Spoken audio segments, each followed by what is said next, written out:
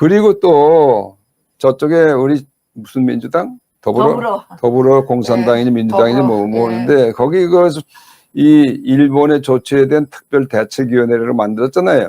거기 최재성이라는 위원장이 뭐 의병을 해야 뭐 지금은 의병을 일으킬 때라 뭐 저쪽에서 일본이 뭐 침략을 했다고 저쪽 있다고 소리 떠들죠. 또 여기 또 조국이라는 놈이 또 뭐 죽창가? 무슨 그 동아양 때는 죽창가라는 걸 뭐 그걸 또 페이스북. 그래서 이걸 전부 그 반일 캠페인으로 몰고 가는 걸로 한다고요. 그러면 이건 일본을 더 화나게 하는 거라고요. 그러니까 거기서 해법이 없어요. 그렇죠. 오로지 일본하고 관계를 끊는 것밖에 방법이 없는 거 아니에요? 그렇죠. 그럼 진짜 전쟁으로 할 수밖에 없는데 그럼 그 유일한 해법 뭐냐면 원인을 없애야 될 거 아니에요. 원인 제공을 한 사람이 그 원인을 없애야 될 거 아니에요. 그렇죠. 그 원인이 뭐냐? 국가 간의 약속을 어긴 거거든요. 응? 그러니까 지금이라도 방법은 국가 간의 약속을 어겼다는 일본 측의 주장에 대해서는 사실 할 말이 없다. 그렇게 우리가 태도를 누구로 틀려야 돼요. 그렇지 않으면 해결 방법 없어요. 근데 지금 원인 제공자가 문재인이기 때문에 문재인이 글쎄. 대통령직 지금 훔쳤잖아요. 이건 훔친 거를 돌려주는 수밖에 없어요. 글쎄, 그러니까 이게 지금 이 사람들이 이렇게 나와서 하는 거 보면은 이거 해결 방법이 없겠구나. 나 그런 생각을 해요. 그럼 어떻게 되느냐? 어떻게 되겠어요? 우리가 뭐 삼성전자다, LG다, 뭐 SK다 전부 이제 전자제품, 반도체 이런 거 하지만은 그것이 지금 그 부품의 상당 부분이 일제 아닙니까? 그러니까 이것이 그 3개 무슨 4개 그런 전자 기업에만 해당되는 게 아니라 우리나라 공산품들 전체를 보면은 지금 뭐 일본에 뭐 100개 리스트가 있다, 뭐 150개 있다 여러 가지 얘기가 나오겠지. 난 모르겠어요. 이건 구체적으로. 그렇지만은 그게 그렇게 해서 보복을 받기 시작하면 우리가 살아남을 기업이 거의 없어요. 예? 근데 우리는 그것을 여기서 못 쓰는 걸만 끝나는 게 아니라 우리가 제3국에 다 이걸 전자제품 다 수출을 오르지 않습니까? 그렇죠. 그럼 수출끼리 맡기는 거죠. 만들 수가 없는데. 그런데 이게 내가 이 사람들 하는 걸 보니까 쟤네는 어떻게 닮아도 김일성이네, 김정일이네, 이 김정은이가 하는 거랑 어떻게 똑같이 닮았냐. 뭐 자력갱생을 하겠다 그러는데 자력갱생이라는 거는 물건을 만들어서 쓸 때 팔지 못하는 거잖아요. 안 그렇습니까? 그렇지. 그 팔지 못하는 물건은 안 만드는 게 맞아요. 그런데다가 지금 뭐 삼성이니 뭐 현대니 뭐 우리나라 대기업들의 지분이 다 외국 자본 많이 들어와서 있는 거 아니에요? 그렇죠. 그러면 그 자본 다 빼면 어떻게 되는 거예요? 이제 주식 시장이라는 게 현대니 삼성이니 다 빈 껍데기만 남고 외국인 투자자가 50%를 넘어 있어요. 그러니까 60% 넘어서요. 그러니까 그럼 다 빠지면 삼성은 그냥 껍데기만 있는 거 아니에요? 그렇죠. 그러면 뭐 북한처럼 굶어 죽는 나라 되는 거는 지금 멀지 않았어요. 이게 무슨 내일 모레 동동이에요. 그래서 내가 보니까 이 사람들이 요새 지금 하고 있는 그 동향을 보면은 무엇을 연상시키냐 하면은 보세요. 우리 이해란 박사도 90년대 후반에 그때 소위 고난의 행군 그 시절로 넘어온 거 아니에요? 그렇죠. 그 고난의 행군이 왜 시작됐어? 지들이 잘못해서 정책을 잘못해가지고 터져왔는데 전부 외세로 치고 그냥 천리만 그 한 거 아니에요. 고난의 행군. 근데 이 자식들이 왜 전쟁을 지들이 이렇게 일으켜놓고 그렇죠. 마치 고난의 행군 쪽으로 가야 되겠다는 그런 무드를 자꾸 풍기잖아요. 이거 내가 안 되겠다 그런 생각을 하는데 특히 우려되는 게 있어요. 이게 지금 얘들이 이렇게 전쟁을 시작한데 확전이에요 지금. 얘네들은 이렇게 일본하고 전쟁을 하는 것이 자기들한테 유리하다고 판단하고 있어요. 지금까지는 김정은하고 평화파리 해가지고 그냥 와 해서 이 정말 잘 모르는 백성들이 박수치고 뭐 해서 뭐 지지율이 올라갔다 어쩌고 그거 다 조작이지만은 하여튼 그런 무드를 타서 했는데 이제는 알만한 사람 다 알잖아요. 그러니까 이번에 또 일본하고 전쟁을 해서 그 캐캐먹은 반일 감정을 다시 선동질 해가지고 자기들 그 유리하게 하겠다는 거죠. 그래서 뭐 이순신 장군 그러니까 무슨 이순신과 상류 무슨 12 순신 불사 지난번에 문재인이 가서 그 얘기를 했더라고. 그건 이순신 장군이 배 12척이 아직 있습니다. 그거 아니에요. 그걸 어디다 대고 문재인 같은 놈이 그걸 갖다가 예시를. 아니 근데 이순신 누구예요? 지가 이순신이에요? 아니 글쎄. 그러니까 이것들이 좀 하는 것이 지금 반일 감정을 자꾸 일으키는데 앞으로 한 달 있으면은 8.15가 있어요. 8.15가 뭡니까? 네. 일제사병도 광복절이잖아요. 광복절이죠. 그거 그때까지 계속 이제 일본을 치겠다는 그 수작에 난 그렇게 치라 그래요. 치라 그래요. 그런데 그러면 고생은 누가 하느냐? 백성들이 하죠. 백성들이죠. 백성들 중에서 문재인을 좋아하는 서민이 좋아한다며요. 모르겠어요. 서민이 어려운 거지. 그래서 그거는 서민들은 예산 풀어서 돈 준다는 거니까.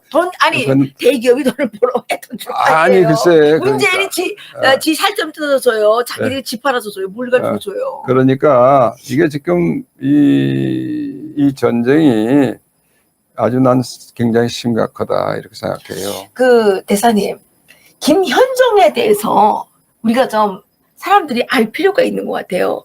이 사람이 FTA 무슨 통상교섭본부장인가 이거 했잖아요. 그렇죠. 그러니까 이 사람이 훌륭한 외교관인 줄 아는데 이 사람은 지금 어떤 사람입니까? 이 사람 이념적으로 좀 편향되어 있는 사람 아니에요? 아니 근데 그 사람은 원래 좌익분자 그렇게는 난 보지 않았고 나는 옛날부터 잘 알죠. 근데 어떤 사람이에요? 이분은 그 아버지가 내 외교부 있을 때 내 선배죠. 그분의 아들인데 공부도 잘하고 그래서 그 아들 딸 다 나도 알아요. 그런데 이 사람이 이제 그 FTA에 개입하기 직전에 이제 통상교섭본부장을 했었는데 원래 외교부 직원이 아니었어요. 원래 이제 변호사로 통상 문제를 하다가 그것이 80년대 중반쯤 돼서 아마 외교부에 이렇게 특별 채용 받아가지고 중간에 들어왔죠. 그래서 하다가 하여튼 노무현 꽤 90년대지 그러니까 노무현 정부 2000년대 초반이에요. 들어와서 이제 통상교섭본부장이라는 하고 FTA 관여했죠. 그 사람이 했는데 그 사람이 그리고 이제 변호사 단체 중에서 민변 출신이라고요. 야, 민변은 우리나라 변호사 단체가 아니에요. 제가 알아보니까. 민변 출신이 그러니까. 민변 출신이에요? 네, 민변 출신이에서. 그러면 이분 끝났네요. 그래서 그래서 이제 요새 하는 일을 보니까 이건 결국 거기 들어가서 하면 문재인이가 하려는 대로 해야 되니까 할 수 없겠지. 아니 근데 왜 이명박 박근혜 정부에서 이 김현종을 내보냈어야죠. 얘네들은 다 자기네 편 아닌 건데 내보내잖아요. 민변 출신 변호사를 왜 그 통상교섭본부장 있다고 시키냐 말이에요. 사람들이 생각 헷갈리게.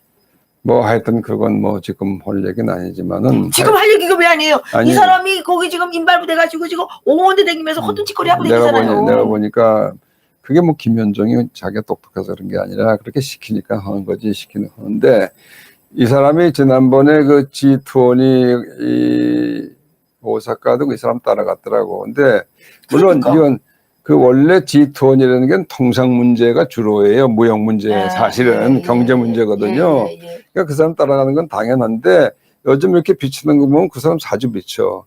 강경화는 꼴이 없어졌어. 지금 아프리카 어디 돌아다니고 있다는데 무슨 가나에 가서 무슨 부통령을 만나게 기사로 나고 그게 무슨 그래서 협상을 그러니까 일본하고 하던 거를 가나하고 감비아 이런 데랑 한대잖아요. 그래서 그러니까 이게 무슨 완전히 핫떨어지고 다르고 김현종이가 이게 지금 미국하고 하는 게 핵 문제도 있지만 일본하고 이 문제도 미국 가서 뭘 중재해서 아주 중요한 일인데 그걸 김현종이가 나서서 하는 거 보니까 이 사람은 이 다음에 강경화가 바뀌면 외무부 장관 하겠구나 그런 생각이 난 들어요. 그건 알 수가 없지. 그런데 하여튼 문제는 김현종이가 어떠냐 강경화가 어떠냐 그걸 떠나서 지금 이 문제에 대처하는 정책의 기조가 뭐냐. 그걸 순리대로 원인 제공한 그 원인을 없앨 생각을 안 하고 다시 상황을 악화시키는 쪽으로 가서 오히려 국내적으로 정치적 이득을 보려고 그러고 있는데 우리 글쎄 이 백성들이 언제까지 이런 거짓말쟁이 이런 사람들한테 박수치고 그럴까? 난 그게 상당히 정말 궁금합니다. 지금 아까 강경화 장관이 지금 아프리카 국가에 돌아다니면서 뭘 했다 그러는데 만약 그게 말입니다. 아프리카하고 잘 돼가지고 아프리카하고 이제 여기서 우리가 물건을 만들어요. 그 물건 팔 수 있습니까? 아니, 아니, 그거는요. 물건이라는 거 왜 만듭니까? 팔을 내고 만드는 거 아니에요? 아니, 그런데 그게요. 처음에 이 청와대에서도 베랑간 급하니까 여기 재벌 회장들을 한 30명 불러가지고 또 이렇게 뭐 했잖아요. 예, 청와대. 예? 근데 그게 이 문제를 재벌 회장도 불러서 한다고 되는 게 아니에요. 그건 완전히 쇼에 계속 아니, 쇼만. 그렇죠. 예? 전혀 상관없죠. 일본하고 문제인데 재벌회장 불러다 어떡할 건데요? 그러니까 지금 엉뚱한 데서 그렇게 하는데, 그리고 거기서 한 얘기가 있어요. 뭐 어쩌고 저쩌고. 아주 뭐 또 일본에 대해서 정 그렇게 나오면 우리도 뭐 뭐가 있다 하고 이렇게 이제 케이푸드. 하고 그러는데 케이푸드는 팔 수 있습니까? 아니 거기서 나온 얘기 중에 이제 수입선 다변화라는 게 있어요. 예, 예. 왜 일본의 중요한 물건을 왜 일본에만 이렇게 수입을 의존해서 이렇게 타격을 받느냐? 예. 그 이 수입선 다변화라는 얘기는요. 벌써 내가 젊어서 70년대, 80년대 그때 쓰던 얘기예요. 그때 우리 경제가 이제 허약하고 그러니까 일본하고는 항상 무역 적자가 생겨요. 왜냐하면 수입품을 많이 수입을 해서 그걸 다시 우리 가공해서 또 제3국에 파는 거니까 계속 우리가 일본에 파는 건 요만큼이고 수입이 많지요. 그러니까 이제 무역 적자가 계속 쌓이는데 그때 그 우리 정부에서 이제 구호처럼 내놓은 것이 수입선 다변화 그랬어요. 왜 일본에만 의존하느냐 여기저기서. 일본이 기술이 훨씬 우리보다 앞서서 있으니까 그걸 우리가 그렇죠. 들여다가 해야지는데 아니 그거는 우리가 아프리카에서 뭘 수입해서 판단 말이에요. 그러니까 그리고 그 수입선 다변화라는 거는 그거는 몇 년이 걸리고 다 그러는 거지. 그걸 하려면 기술 그것도 해야 되고 뭐 여러 가지 그 채널도 만들어야 되고 또 그러니까 그걸 지금 와서 그건 대책이 안 되는 거예요. 그리고 지금 제네바의 그 WTO에 제소한 거 아닙니까? 예, 예. 그럼 어떻게 될까요? WTO에 그건 제소할 수 있어요. 그건 누구나가. 근데 전망이 있냐 우리도 이거죠. 만보고 저기도 멤버니까 할 수 있는데. 승산이 있겠냐는 거죠. 글쎄 승산이 있다고 봅시다. 예. 그 승산이 있다는 건 결국 나중에 그게 몇 년 걸릴지 몰라요. 그 결론이 나는 데까지 절차가 복잡해요. 그러니까 이게 결국은 이제 호소하는 건데 우리가 이렇게 당했다. 근데 일본의 입장에서 당한 게 아니란 말이에요. 그렇죠. 야 이놈들이 자기들이 약속을 안 지키고 그러니까 우리가 그렇게 했다 그런 거 아니에요. 그건 국가적인 그 약속을 파기한 것보다 더 중요한 사안이 어디 있어. 그러니까 그 차별대우하는 건 당연한 거지. 어떻게 그 WTO에도 그 규정을 보면요 여러 가지가 있어요. 그 수입과 수출을 딱 제한할 수 있는 게 그 안보상의 이유가 있으면 딱 제한 안. 그거는 절대 각국이 가지고 있는 권리예요. 그러니까 일본이 얼마든지 그건 방패가 있어요. 그러니까 그거는 WTO는 괜히 그것도 우리 국민들한테 쇼야. 이거 우리가 이거 했다. 아니 일본은 뭐 가만히 있나? 그러니까 이게 지금 하는 대책들이라는 게 전부 그냥 쇼하는 걸로 일관돼 있는데 그거 가지고는 방법이 없다. 그런데 말입니다. 이것 때문에 지금 이 중요한 사건의 발단이 일어난 이 문제 때문에 그 양승태 대법원장이 지금 감옥에 가 계시잖아요. 무슨 사법 고래를 했다는 등 무슨 재판 고래를 했다는 등 뭐 사법농단을 고래를 했다는 등 뭐 이러면서 지금 잡아간 거 아닙니까? 그러면 지금 이러한 사건이 터진 거에 대해서 국익에 얼마나 많은 피해를 줬느냐 여기에 따라서 김명수는 처벌받아야 되는 거 아니에요? 당연히 그렇죠. 세상이 바뀌어야지. 그러니까 이 정권을 그대로 둬가지고 그런 세상이 오겠습니까? 그래서 이제 우리가 다 투쟁하고 그러는 건데 이게요 이 국가 간의 조약이라는 거 협정이라는 거 이거 다 국회를 통과한 거예요. 다 박정희 정부 시대에. 그렇지. 그거를 이렇게 깬다? 이건 말이 안 되는 거예요. 그러니까 이 조약이라는 거는 국내법하고 동일한 효력을 가지고 있는 거기 때문에 우리 헌법에 그렇게 규정이 돼 있죠. 그러니까 그걸 지키는 게 당연한데 그걸 정부가 나서서 깬다? 그거 있을 수 없는 거예요. 그럼 그 사법부에서도 그게 그런 소송이 들어오면은 제일 바람직한 거는 이거는 이미 1965년에 다 국가 간에 약속한 것이기 때문에 그 원고가 아무리 주장해도 그건 이미 다 해결이 된 거다. 이렇게 해서 각하시켜야 되는 거예요, 사실은. 근데 그걸 어떻게 대법원까지 가가지고 그걸 승소를 했느냐가 있을 수 없는 얘기예요. 그게 이 사람들이 과거에 일본 법원에 가서 또 몇 번 그걸 했어요. 일본 법원은 딱 하나 각하야 그냥. 그건 1965년에 양국 간의 합의에서 그건 다 종결된 사안이다. 이런 거예요. 그러니까 그걸 여기서는 종결이 안 됐다. 근데 그것을 자꾸 법원에 가고 그러니까 아마 박근혜 대통령 때도 걱정이 많이 됐을 거 아니에요. 법원이 다른 판단을 해서 하면 이거 골치 아프지. 그러니까 이런 일이 있을까봐. 그렇지. 이렇게 된 거 아니에요. 야, 그렇지. 근데 지금 그거 다 잡아놓고 말이야. 그걸 적폐라고 그래가지고 양승태까지 그러니까. 잡아놓고 그러니까 정말 이런 깡패 같은 새끼들. 그러니까 이게 실질적으로 피해를 받아봐야 박근혜 대통령이 잘못한 게 없구나. 이게 증명되는 거 아닙니까 이게? 그렇죠. 네. 네. 근데 저기 이재용 그 부회장이 뛰어가서 해왔다 그러는데 못 같아요. 내가 보기에는 해온 게 없는 것 같아요. 그게 지금 되겠습니까, 그게? 그게요. 그 회사 간의 거래로서 어느 정도 그 할 수 있는 그건 좀 있겠죠. 네. 그러나 이것을 일본 정부가 정부의 정책으로서 예. 통상산업부라는 하나의 그 기관이 예. 딱 룰을 했어요. 이제 백색에서 제외한다. 예. 결정.